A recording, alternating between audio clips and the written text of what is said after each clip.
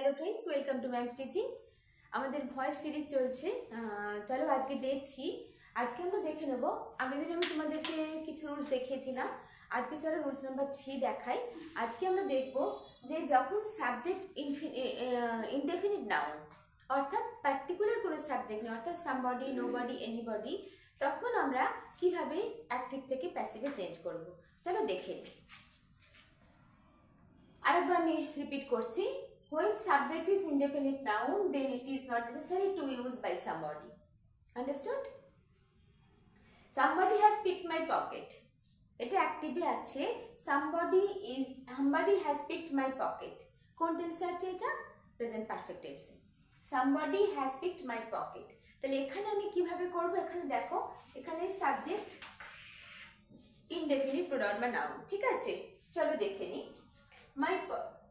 My pocket. My pocket has been picked. My pocket has been picked. এখানে no need to write necessary by somebody. ঠিক আছে? এখানে কোনো প্রয়োজনই নেই আমাদের somebody লেখার। My pocket has been picked অর্থাৎ পার্টিকুলার কেউ না, আমরা জানি না কে করেছে। somebody has picked my pocket. That's why আমরা কি লিখছি? আমরা বলি না এসে আমাদের পকেট মার হয়ে গেছে, কিন্তু কে করেছে সেটা কি বলি? সেটা তো বলি না, কারণ আমরা জানি না।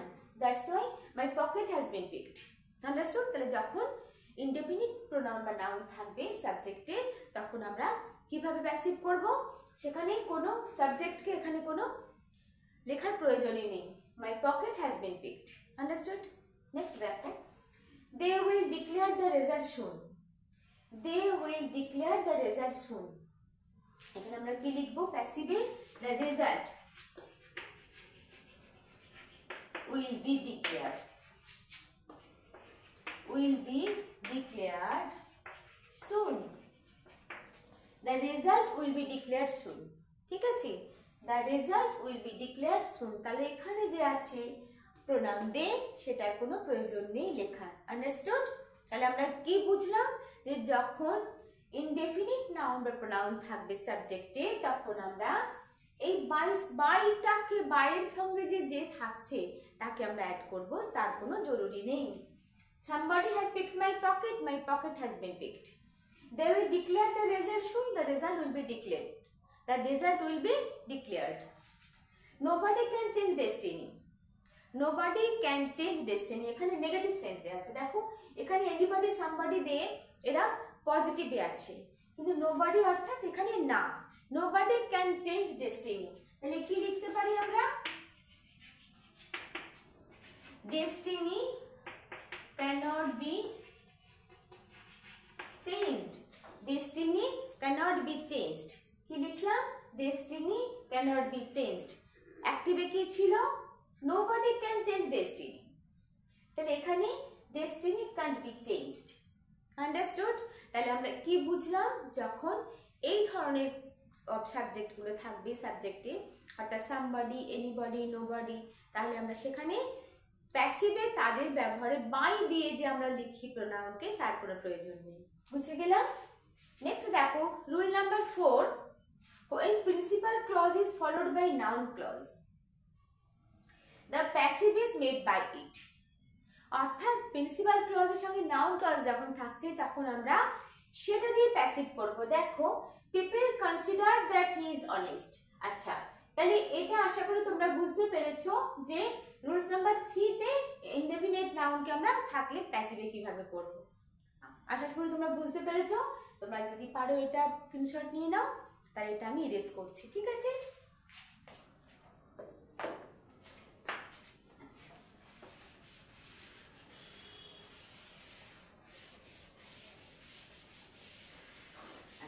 কি আছে দেখো, রুলস নাম্বার 4 এ আছে যখন principal clause followed noun clause.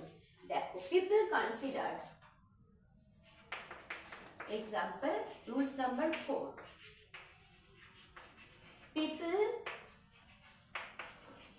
Consider that he is honest. He is honest, this is main clause. ঠিক আছে? People consider that he is honest. চলো তাহলে আমরা নাউন ক্লজকে কিভাবে দেখছি। Principal people consider, it is considered, it is considered that he is honest, it is considered that he is honest। তাহলে আমরা দেখো এই ধরনের সেন্টেন্স যখন থাকবে অ্যাক্টিভে তখন আমরা তাদেরকে কিভাবে প্যাসিভ করব। people consider that he is honest, তাহলে কি লিখবো, it is considered, it is people অর্থাৎ মানে সবাই যেটা কনসিডার করেছে, যেটা মানছে যে সে সৎ, তাহলে আমরা কিভাবে লিখবো, it is considered that he is honest, it is considered that he is honest। Next আরেকটা সেন্টেন্স দেখো, example 2, we hope that he will come soon, এটা অ্যাক্টিভে আছে, তাহলে এটাকে আমরা কিভাবে প্যাসিভ করব, দেখো just like number 1, it is hoped that he will come soon। তাহলে অ্যাক্টিভে কি দেখলাম, যখন দেখলাম যে principal clause followed by noun clause, ঠিক আছে। people consider that he is honest, it is considered that he is honest, we hope that he will come soon, it is hoped that he will come soon। তাহলে আমরা বুঝতে পারলাম rules number 4, আশা করি তোমরা বুঝতে পেরেছো যে কি ধরনের সেন্টেন্স, কখন কোন ধরনের সেন্টেন্স থাকলে আমরা সেটাকে অ্যাক্টিভ থেকে কিভাবে প্যাসিভ করব। আন্ডারস্টুড। নেক্সট দেখো দেখাচ্ছি, যখন ভার্বের দুটো অবজেক্ট থাকে তখন আমরা কিভাবে তাকে প্যাসিভ করব। দেখো দেখাই,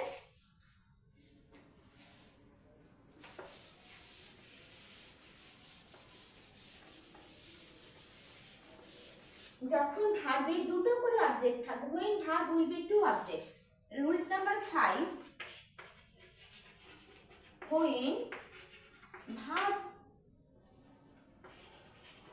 has two objects, দেখো example, he gave me a book, he gave me a book, এখানে দুটো অবজেক্ট আছে, দেখো ভার্ব এখানে gave, me object, book object, direct object book, indirect object me, he gave me a book. তাহলে আমরা এখানে কিভাবে সেন্টেন্সটাকে প্যাসিভ করব, দেখো প্যাসিভের নাম্বার 1 দেখাচ্ছি, এ বুক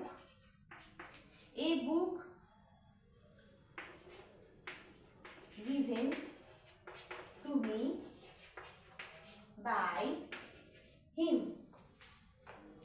ঠিক আছে।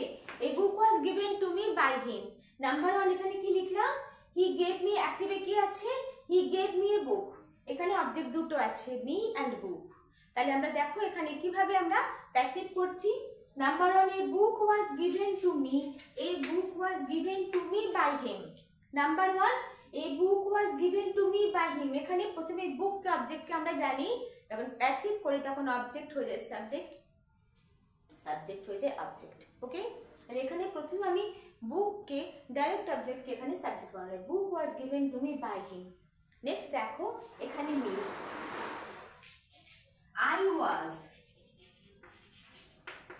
I was given a book, I was given a book by him, এখানে দুটো অবজেক্ট আছে, তাহলে দুটো অবজেক্টকেই আমরা ব্যবহার করতে পারি, তুমি যে কোনো ভাবেই এই অ্যাক্টিভ থেকে প্যাসিভে করতে পারো। Number 1, a book was given to me by him, and number 2, I was given a book by him, I was given a book, তাহলে দুটো অবজেক্টকেই আমরা ব্যবহার করলাম। আশা করি বুঝতে পেরেছো যে রুলস নাম্বার 5 থেকে আমরা কিভাবে ব্যবহার করলাম, যখন ভার্বের দুটো অবজেক্ট থাকবে তখন আমরা কিভাবে তাকে প্যাসিভে করব। তুমি যে কোনো একটা অবজেক্টকে ব্যবহার করতে পারো, ডাইরেক্ট ইনডাইরেক্ট যে কোনো অবজেক্টকে তুমি ব্যবহার করতে পারো। নাম্বার 1 বুক দিয়ে করলাম, a book was given to me by him. Number 2, I was given a book by him. Understood? তাহলে আজকে আমাদের ভয়েস চেঞ্জে আমরা কোথায় কিভাবে আমরা অ্যাক্টিভ থেকে প্যাসিভ করব, আশা করি আমরা 2-3 দিনে অনেক কয়েকটা রুলস আমরা শিখেছি, বুঝেছি। আশা করি আমি তোমাদের বোঝাতে পেরেছি। ভালো লাগলে অবশ্যই তোমরা একটা লাইক তো করো, আর এখনও যারা সাবস্ক্রাইব করো, তারা সাবস্ক্রাইব করো ম্যাম স্টিচিংটাকে অনেক অনেক এগিয়ে নিয়ে যাওয়ার জন্য। আর এর পরের বার যে নেক্সট বারবার যে ভিডিওগুলো তোমাদের কাছে আসবে সেগুলো নোটিফিকেশন তোমাদের কাছে সবার আগে পৌঁছে যাবে। তোমরা ভালো থেকো, টাটা বাই।